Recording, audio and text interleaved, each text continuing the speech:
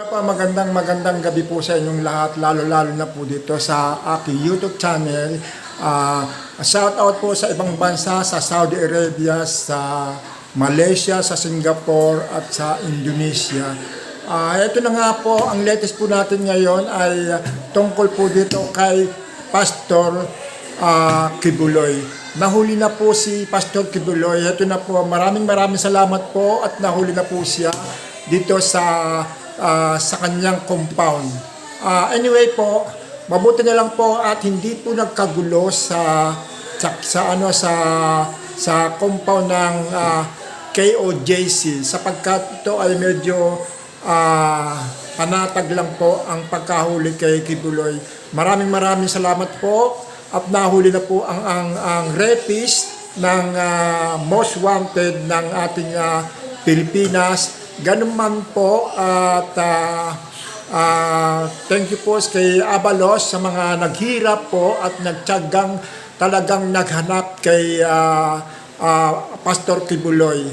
Pero po ang tanong po dito, wala pong detalye kung saan po siya nahuli, kung saan lugar siya kasi marami po. Siyempre, ang mga PNP, marami dyan na mga naghukay, talagang nagsakipriso sila kung para mahuli si Kibuloy.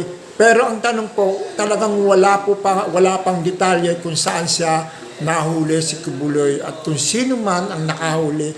Ang tanong po ng mga nakakarami po, bakit po si Kibuloy ay nakasama na kagad sa selfies itong si Attorney Torion.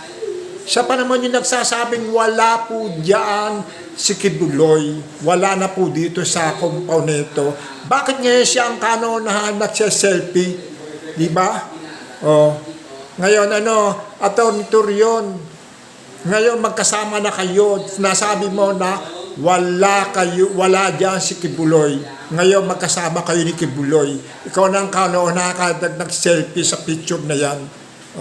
Tapos yung mga sinasabi ng mga yung in-interview si Sara Duterte, ang sabi ng mga reporter, nasaan po kaya si Pastor Kibuloy? Ang sabi ni Sara Duterte, nasa langit daw, nasa heaven.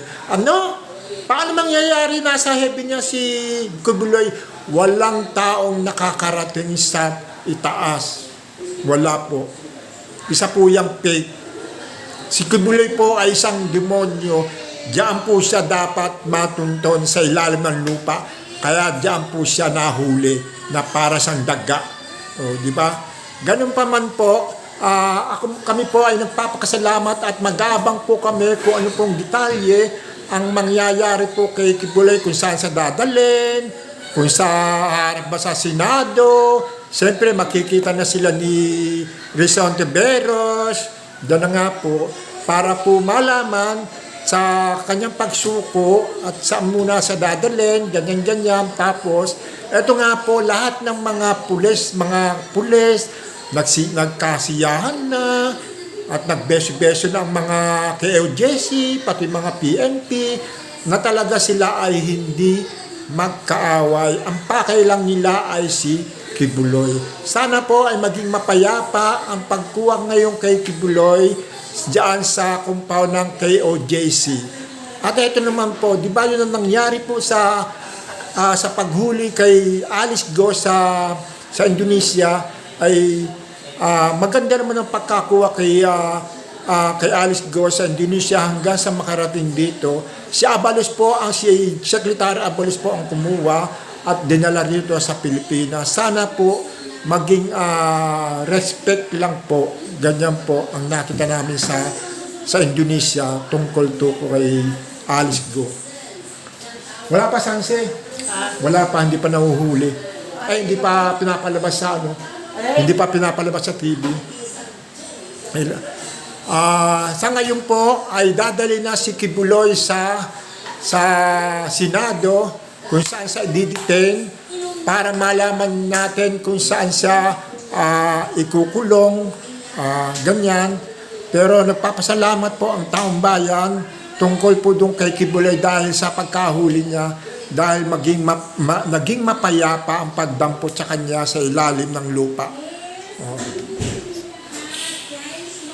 Ngayon po, heto, medyo mababait naman ng mga KAJC, mga member ni Kibuloy.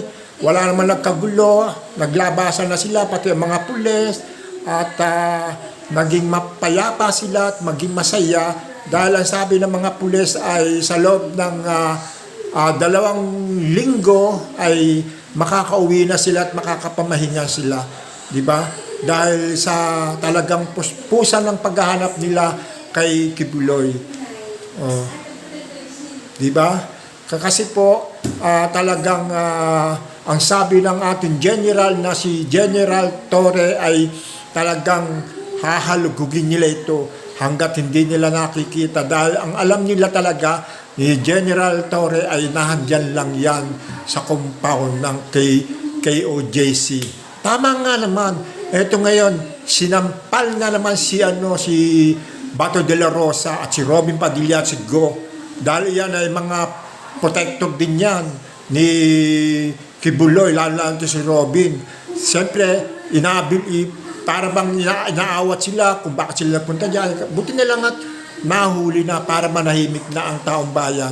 Ngayon, ang susubaybayan natin kung paano siya nahuli, kung saan siya nahuli, at yung mga dadali sa Senado, abangan ng taong bayan, kung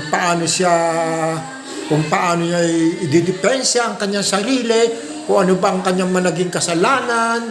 Ayan, siyempre, si Risa Ontiveros siguro, naku, nanggigigil na siguro si Risa Ontiveros sa mga pinagagawa ni Kibuloy yung araw sa kanya, kay Risa Ontiveros.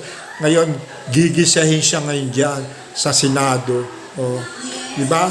Ito naman po, maraming salamat po. Sana po ay lagi niyo po akong suportahan. Lagi po niyo i-like and share at pakipindot po ang button icon. Maraming salamat po. Bye-bye.